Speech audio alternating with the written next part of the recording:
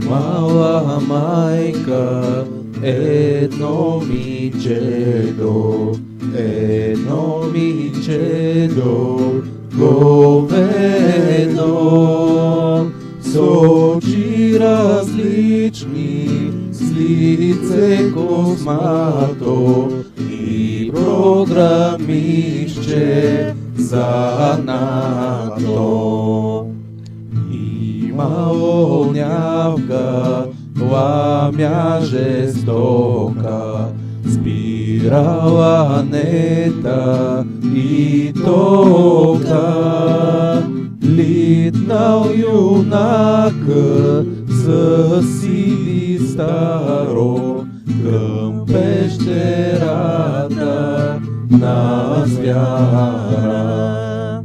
Пуснал и тихо 2 гигабайта на група ПМИ от сайта. Ала ламята, стара хитруша, само Black Metal тя слуша. Хванал юнака, крипнат лан кабел, с него ламята награбил. Скъсал главата, бъгнал и пата и омирисал гората. Ала ламята имала бекъп, копи устройство и чекър.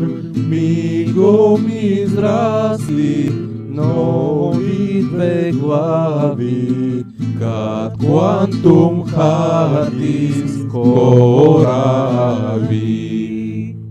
Строшил юнакът на 2 CD-то и ги отрязал главите, но други 4 се появили и все по 2 се множили.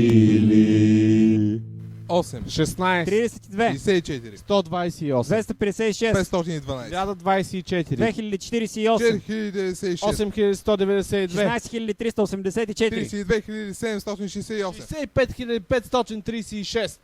Така ламята била убита, само 16 бита. Била за достя предназначена и с Windows сломена.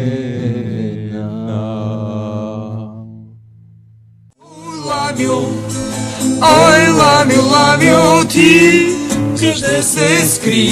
Ламю, ой, ламю, ти къде се скри?